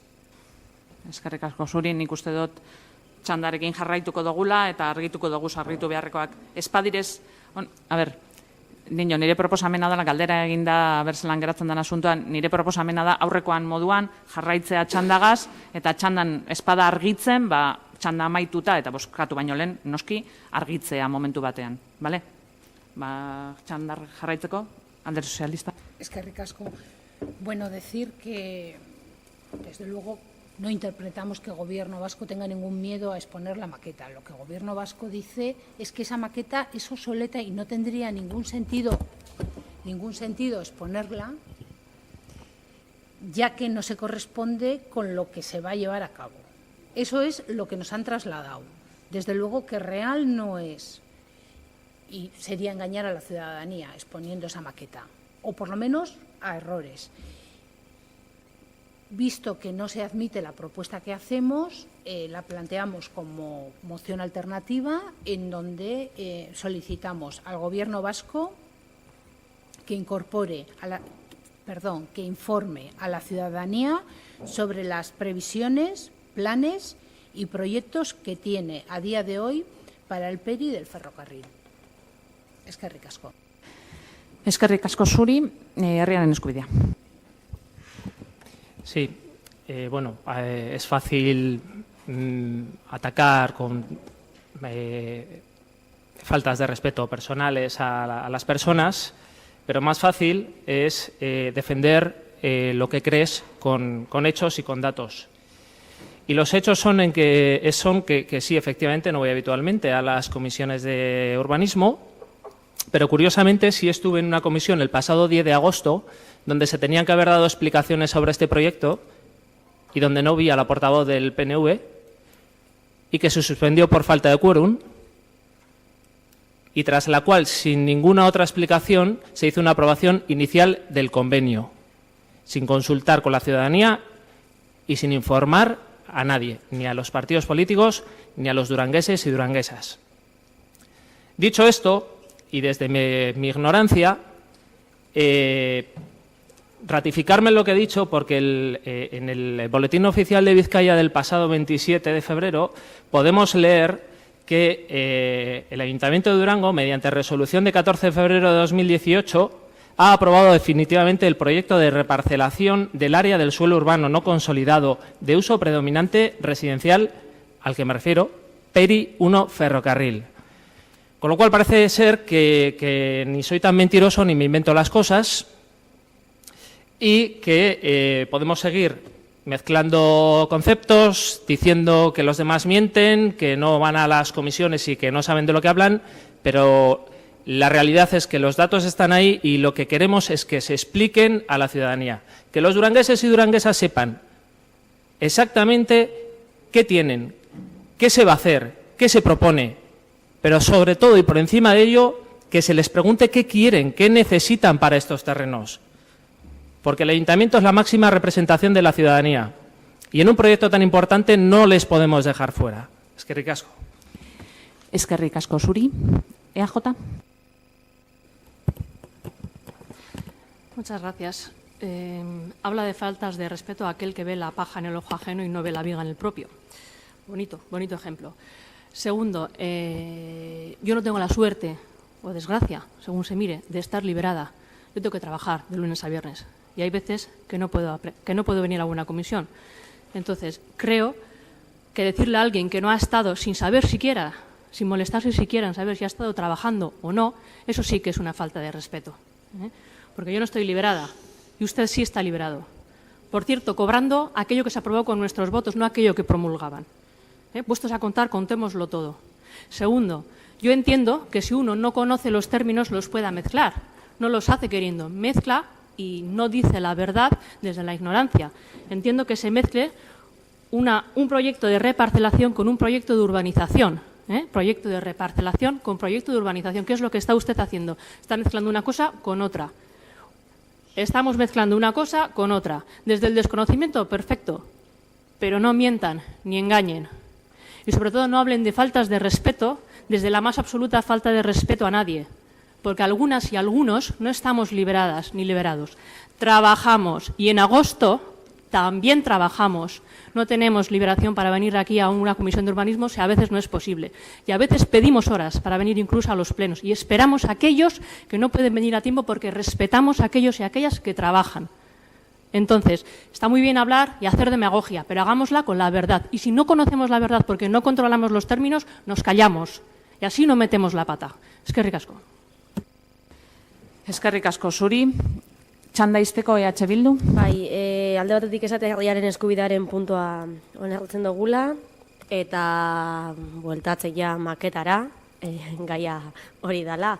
Esatea, maketak erakusten dauela aprobatuta dauena. O sea, la maqueta nos enseña lo que está aprobado. Entonces decimos, bueno, lo que a día de hoy está aprobado, aquí, en Durango, no en el gobierno vasco. Eta, bueno, esaten duguna da, que al final solicitar al gobierno vasco, bueno, esa moción alternativa que al final habéis hecho, que dé las explicaciones oportunas, pero ¿qué explicaciones? Me parece que, por un lado, os ha olvidado una cosa muy importante, que es fechas, o sea, fijar un plazo. Pero bueno, que en este caso no es el gobierno vasco quien tiene que dar explicaciones, sino que el ayuntamiento de Durango. Y a día de hoy, sigo insistiendo, lo que está aprobado es lo que esa maqueta nos enseña. Eso es. Es más, lo dice hasta el presidente del PNV de Durango, que le saqué un pantallazo de lo que ponía en el Facebook. O sea, que simplemente, pues, es lo que está aprobado, nos guste o no. Ahora parece que se quiere cambiar o no, no lo sabemos. Es lo que está aprobado y lo único que se está moviendo. Así que lo que pedimos es, claro, que esa maqueta se exponga en Durango. Nada más. Bueno, eskerrik asko. Lengoan moduan dekoguz mozio bi, irakurriko dut puntua, bozkatu aurretik esan nahi dut. Bosgarren puntuan gagoz, Euskal Herria Bildu taldearen mozioa ikusgai egon zen ETS-ko maketari buruzkoa, sarrera registro honegaz 2018ko aprilaren 18koa, eta aurrekoan moduan lehenengo ordezko mozioa bozkatuko dugu eta ostean jatorrizkoa. Bale? Esan dau baiet, onartu indabela eurek, oza, barneratuta dago jatorrizko mozioan. Está se ha incluido en la moción original. Eso he entendido yo. Bai, es que idazkarizeko dudan jarri nau, baina... Atento, egon inbizu, Bueno, esan bezala orduan, barriro bezango dut. Jatorrizko mozioak deko EH Bilduk aurkeztutako testua, gehi herriaren eskubideak barneratutakoa. Eta ordezko mozio bat daukogu. Eta beti egiten ohi dugun moduan, lehenengo ordezko mozioa bozkatuko dugu, eta ostean jatorrizkoa. Bale? Argi dau? Bai? Venga, ba. Ordezko mozioaren alde, EAJ, Alderdi Sozialista eta Alderdi Popularra, jatorrizko mozioaren alde, herriaren eskubidea eta EH Bildu, barriro be bozkatu behar da, ordezko mozioaren alde, EAJ, Alderdi Sozialista eta Alderdi Popularra, jatorrizko mozioaren alde, herriaren eskubidea eta EH Bildu.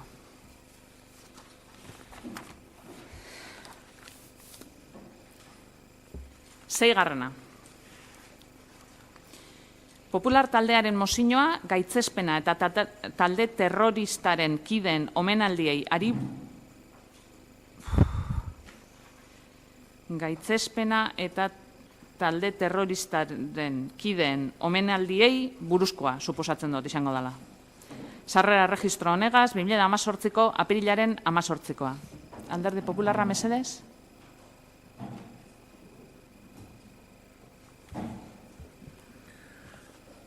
Paso a leer el texto de la moción, que dice: han sido numerosos los homenajes y actos de recibimiento que se han organizado para los miembros de ETA que han abandonado la prisión en distintas localidades vascas durante los últimos meses.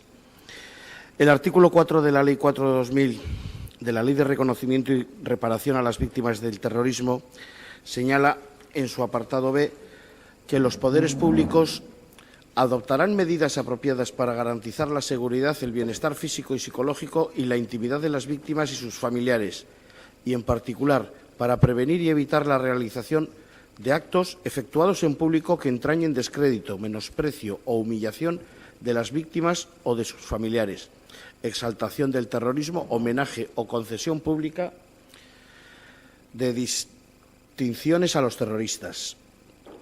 Los actos de homenaje, por lo general, consisten en un ensalzamiento de miembros de la organización terrorista que, desbordando los derechos de reunión o libertad de expresión, son expresiones de enaltecimiento del terrorismo. De la misma manera, locales, instituciones o la vía pública son utilizados ilegítimamente para estos actos de recibimiento y apoyo. Recientemente, el Parlamento Vasco ha llevado a cabo una declaración de rechazo a los homenajes que se realicen a personas pertenecientes a la organización terrorista ETA o que estuvieron vinculadas a sus actuaciones. Por todo ello, el Grupo Municipal del Partido Popular presenta en el Pleno las siguientes propuestas de acuerdo. Primero, el Pleno del Ayuntamiento de Durango insta al equipo de Gobierno para que impida la celebración de actos de homenaje a miembros de la banda terrorista ETA o personas condenadas por actos terroristas en el municipio. Y segundo, que se informe de esta moción a los medios de comunicación municipales.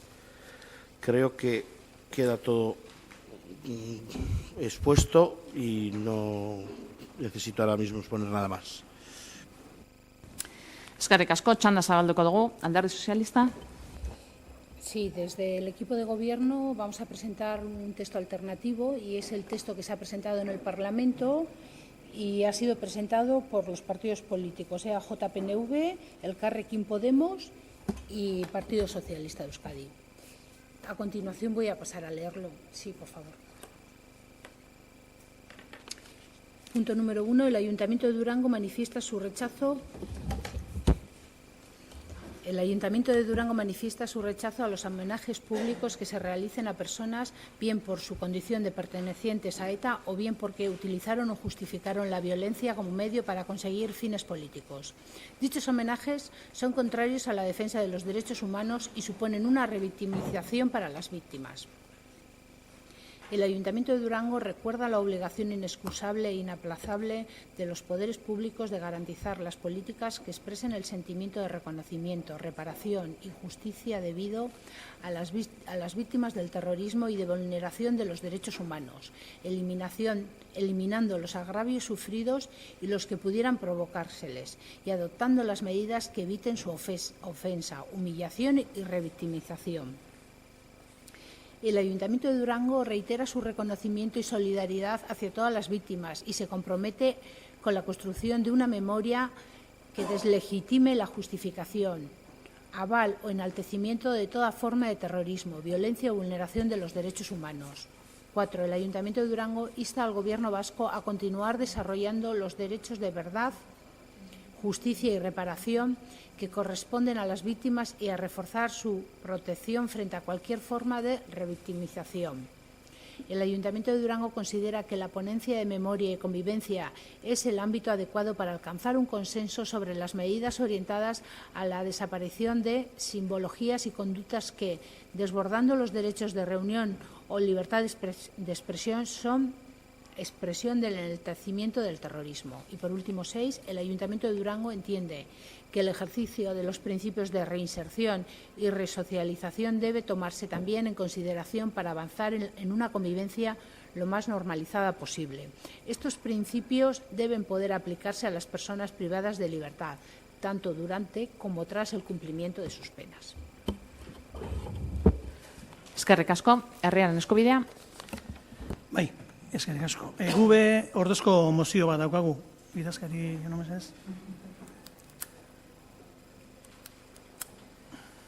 Bai, eskerrik asko.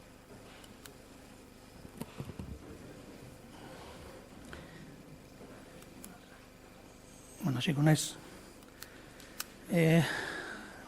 Gure mozioan eskatzen dugu, el Ayuntamiento de Durango manifiesta su rechazo a cualquier acto de celebración o enaltecimiento de todo tipo de violencia.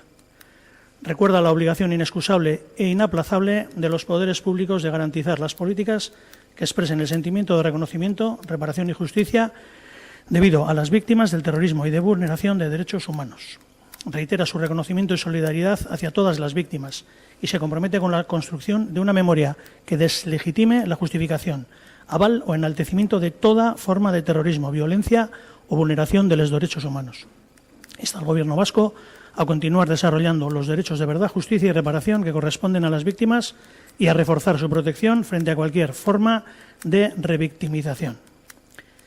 El Ayuntamiento de Durango considera que la ponencia de memoria y convivencia del Parlamento Vasco es el ámbito adecuado para alcanzar un consenso sobre las medidas orientadas a la desaparición de simbologías y conductas que, desbordando los derechos de reunión o libertad de expresión, son expresión de enaltecimiento del terrorismo. Eskerrik asko. Eskerrik asko zuri. Bildu. Bai, entzun da, ez? Bai. Bai, entzun da. Bai, arratsaldeon. Gai honen inguruan labur dituko gara. Eta batez be bi hiru gauza azpimarratzeko. Lehenengoa guk be aldarrikatzen dugu eta exijitzen dugu errekonozimendua eta erreparazioa biktima guztientzako. Eta hor despresioaren biktimak be sartu behar dira. Beraz, errekonozimendua eta erreparazioa biktima guztientzako. Eta baten egiten dugu jasatzen duten sentimendu hoiekin. Hori kontutan hartzen ditugu, errekonozitzen ditugu, eta exigitzen dugu, esan dugun bezala, errekonozimendua eta erreparazioa.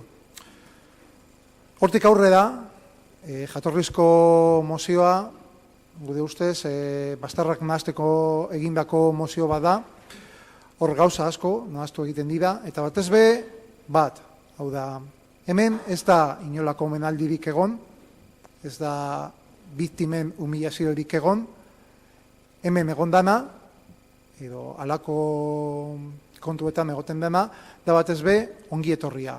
Ongi etorria da, eta ongi etorria zerbait naturala da, eta ulergarria, hau da, espetxean, egon den pertsona bat kalera irtetzen denean, bere lagunak, bere senitartekoak egoten dira, eta egiten diote ongi etorri bat. Ongi etorria da, hori. Ongi etorria. Hori baino ez. Eta gainera horrek bat egiten du, dudabarik, gizartearen printzipioarekin. Da, printzipio horren gauzapen praktikoa. Hori da gertatzen dena, eta hori da dana. Ez da besterik horratzean. Beste gauza batzuk planteatzea, gaur egun, bazterrak nahastea da, eta da batez be, iraganari lotuta egotea. Edo beste modu batean esan da, garai berriei oztopoak jartzea. Eta gure ustez, mozio horren atzean dagoena, batez be hori da. Beste garai batzuetako mozio bada, eta garai berriei oztopoak jartzeko mozio bada. Beraz, horretan, gu ez gara sartuko provokazio horietan, guk uste dugu nahiko argi utzi ditugula bi kontu horiek, biktimentzako errekonozimendua, reparazioaren eskaera, eta bestetik, ez dugu nahaztuko omenaldiak eta ongietorriak gauza diferenteak dira, eta gainera, printzipio diferentetan oinarrituta. Hori da hemen gertatu dana, eta horren inguruan gauza gehiagorik ez dugu esango. Eskerrik asko. Eskerrik asko zuri. EJ? Bai, soilik esateko, gu ez gauzela ados mozioak esaten duenarekin, guk geure mozio alternatiboa aurkeztu dugu eta berori eutziko diogu, beste mozio bat aurkeztu izan da, baina aurrezan egiten dugu geurea eutziko dugula. Eskerrik asko. Eskerrik asko zuri. Txanda izteko Alderdi Popularra?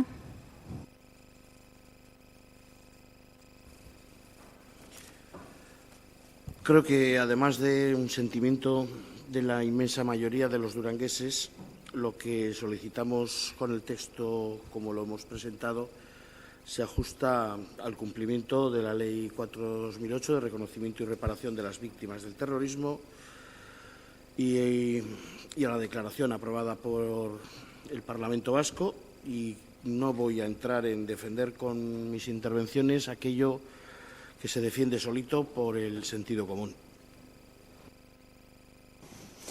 Eskerrik asko, bigarren txanda sartuko gara, Alderdi Sozialista? Sí, decir respecto al texto que ha presentado Herriaren Eskubidea, que responde al del Parlamento, solo que es el que hemos presentado desde el equipo de gobierno, con unos cambios. Y sí quiero hacer mención al primero de ellos, ya que, estando su partido de acuerdo con el texto que se ha presentado en el Parlamento y no aquí, porque es firmado por Herriaren Eskubidea, en concreto el Elkarrekin Podemos, en el Parlamento, este de aquí nos llama la atención que dice: el Ayuntamiento de Durango manifiesta su rechazo a cualquier tipo de celebración y enaltecimiento de todo tipo de violencia. Entiendo que el motivo de debate son determinados homenajes públicos que se están haciendo, que solo se han hecho en un sentido. Desde luego no tenemos, conocimiento de ningún otro que se haya realizado. Por eso nos sorprende la ambigüedad del texto, cogiendo exactamente el mismo texto, insisto, que el del Parlamento. Entonces, decir que la coherencia y la seriedad, vamos a decir, brilla por su ausencia respecto al Elkarrekin Podemos. Eskerrik asko. Adiós. Herriaren Eskubidea, parkatu. Nosotros somos Herriaren Eskubidea en Durango. El Elkarrekin Podemos igual está en Gasteiz, en Durango no creo que tiene representación. Igual es lo que le ha descolocado a la portavoz socialista, porque no somos franquicia de nada ni de nadie. Tenemos la libertad y la independencia suficiente para decir qué, cómo y cuándo queremos lo que queremos. Entonces, eso es más coherencia que otra cosa, pero igual puede descolocar. Sí queríamos decir que ningún acto violento debe ser defendido, celebrado o enaltecido. Las administraciones públicas han de velar por la defensa de todas y cada una de las víctimas y han de ser reconocidas y reparadas. Sin embargo, ha quedado reflejado en la sociedad que ya no vale el discurso de todo es ETA. Lamentamos profundamente que el debate sobre la memoria y la convivencia se convierta en un campo de disputa partidista, a pesar de que siempre digamos que hay que hacer lo contrario. Zigorra bete duen presoei egin zaizkien ongi etorri guztiak ez dira omenaldiak, eta omenaldi guztiak ez dira mingarriak etako biktimentzat. Bistakoa da, herri honetan, ikur askotako biktima daudela eta guztiek dutela duintasunerako eskubide bera. Kontu hauek guztiak ez dira zigor kodearekin, ez poliziarekin konpontzen. Elkarrizketarekin konpontzen dira. Batzuek hala nahi ez duten arren. Ez zigor kodeak, ez da poliziak ere ez dute inor komentzituko respetuaren eta empatiaren beharraz. Bide horien bitartez ez da lortuko inor onartzea, hiltzea, orain eta beti txarto dagoenik. Si realmente quieren debatir sobre la verdad, la justicia y la reparación, les invitamos a que participen junto con el resto de partidos en la ponencia de memoria en lugar de seguir su lucha individual e individualista. Eskerrik asko. Eskerrik asko zuri, EH Bildu. Ez? Ai, parkatu. EAJ? Bai, soilik gogoratzeko, guk geure mozioari utziko digula, eta kuriositatez, esan eginda hemen herriaren eskubida ez dela inoren frankizia, baina inoren frankizia ez izateko 2017an Euskal Herriko eta Euskadiko primariak antolatzeko ondo ederto joan ziren bidaia Madrilera. Beraz, inoren frankizia ez izateko Madrilera sarri joaten zarete. Eskerrik asko. Eskerrik asko. Txanda izteko Alderdi Popularra? Mesedez. Alderdi Popularra? Nahi baduzu, esposo nahi, ez? No, mantengo el texto de nuestra moción. Hay muchas cosas en las que podríamos estar de acuerdo cuando estemos hablando de otras cosas, pero mantenemos el texto. Bale, eskerrik asko. Eta kasu honetan 3 mozio, dekogoz. Jatorrizkoa eta ordezko 2. Ordezkorik berriena herriaren eskubideak aurkeztu dau, beraz hori da lehenengo bozkatuko dugune, ostean gobernu taldeak aurkeztutakoa eta azkenengoz jatorrizkoa. Bai? Bale. Puntua irakurriko dut eta sartuko garaia bozketan. 6. Popular taldearen mozioa gaitzespena eta talde terroristaren kidei omenaldiei buruzkoa. Sarrera erregistro honegaz 2018ko aprilaren 18koa. Herriaren eskubideak aurkeztutako mozioaren alde, herriaren eskubidea, EAJak eta Alderdi Sozialistak aurkeztutako mozioaren alde, EAJ eta Alderdi Sozialista, eta Alderdi Popularrak aurkeztutako mozioaren alde, Alderdi Popularra. Bale. 7. puntuan sartuko gara, eskaerak eta itaunak.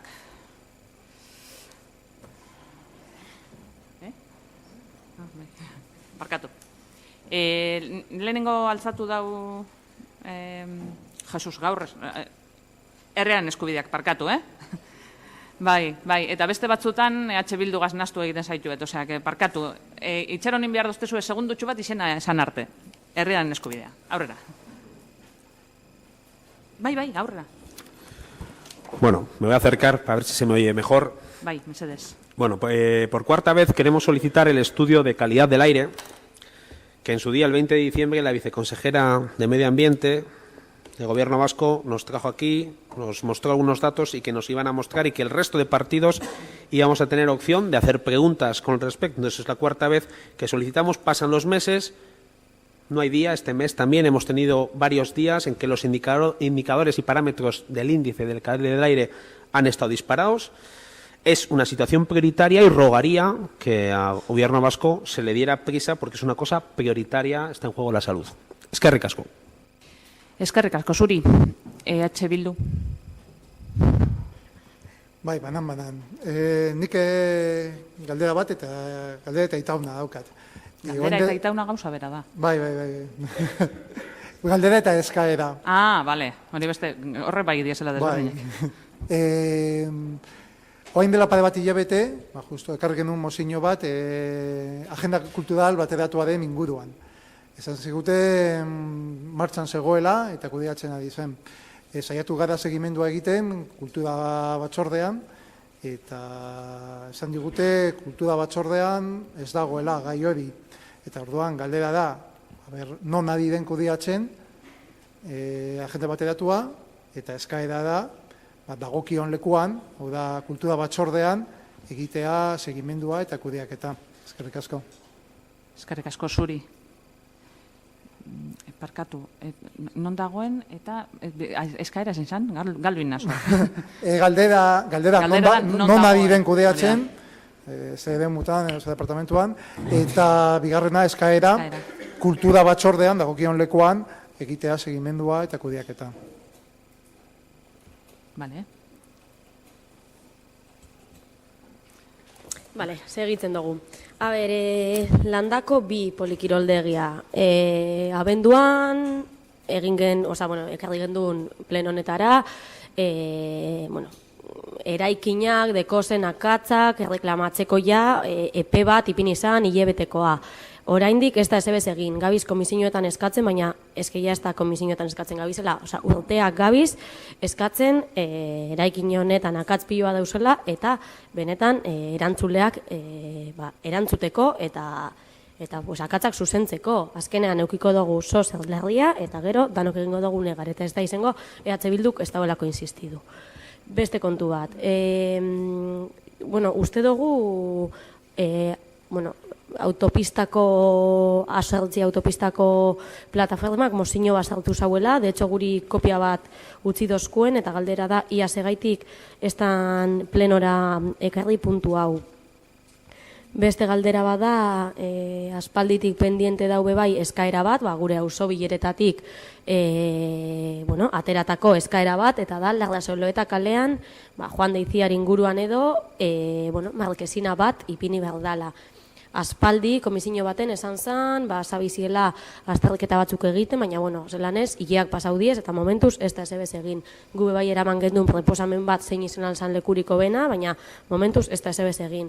Eskaera da, lehen bailen, markesina hori ipintea. Gainera, oindala gutxi ikusi dugu albiste bat, kale honetan, kotxe batek, oinezko bat errepatu dauela. Bebai eskatzen duguna da, azterketa bat egitea, Durangoko pasu guztietan, pentsa seguridadea eta hobetzeko, hori bebai. Eta gero beste eskaera bat, da justo hemen San Agustinalden, dau 15. mendeko horma bat, jauzite dauena, oindala hileetatik, de hecho joten bazara San Agustinaldetik ikusten dozu, erreka azpian, zelan ikusten dan, horma hori dana botata dauela. Gure galdera, hemen gainera gauza bat gehitu berriak, lehen txarto zeuen, jauz izanean, baina eske pasadan azteko euritekaz eta kaltea, justo pasan astean, edo indala bila egun batzeko neukidogu, eta despistauten abil.